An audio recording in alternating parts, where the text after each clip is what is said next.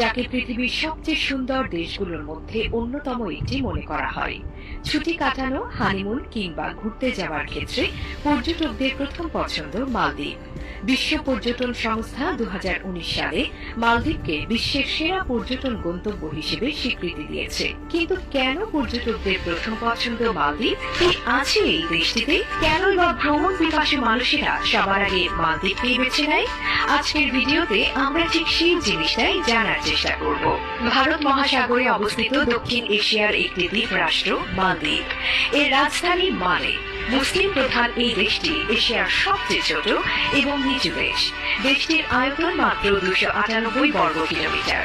এটি প্রায় 1190টি প্রবাল দ্বীপপুঞ্জকে 26টি অ্যাটলসের ডাবল চেনে বিভক্ত করে, যা প্রায় 90,000 বর্গ কিলোমিটার। প্রায় 1200টিরও বেশি ছোট ছোট দ্বীপ রয়েছে এখানে। তাই মালদ্বীপকে সমুদ্রের দেশ বললেও খুব একটা খারাপ হয় না। সমুদ্র পৃষ্ঠ থেকে এর উচ্চতা মাত্র 2.3 মিটার। মালদ্বীপের অন্যতম আকর্ষণ এখানকার শান্ত ও মনোরম আবহাওয়া। যত দূর চোখ যায় শুধু স্বচ্ছ নীল পানি আর বালির খেলা, যা দর্শনার্থীদের হৃদয়কে খুব কাছ থেকে আকর্ষিত করে।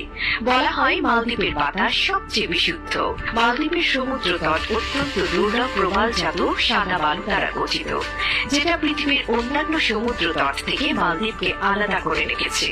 দুর্লভ প্রজাতির এই প্রবালজাত বালি গঠিত হয় এক প্রকার সামুদ্রিক মাছ প্যারট ফিশের বিষ্ঠা থেকে। মালদ্বীপের অর্থনীতি প্রধানত পর্যটন শিল্পের উপর নির্ভরশীল। দেশটির জিডিপির 26% আসে এই পর্যটন শিল্প থেকে। এছাড়া বৈদেশিক বিনিময় প্রাপ্তি হয় 60%-এরও বেশি।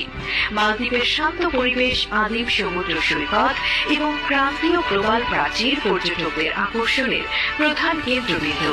এখানকার ছোট ছোট দ্বীপগুলো দেশটিকে যেন আরো আকর্ষণীয় করে তুলেছে।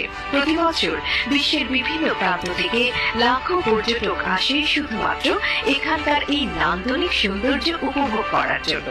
পৃথিবীর মধ্যে মালদ্বীপই একমাত্র দেশ যেখানে সাবমেরিনে করে সমুদ্রের তলদেশ ভ্রমণের সুযোগ রয়েছে। গভীর এই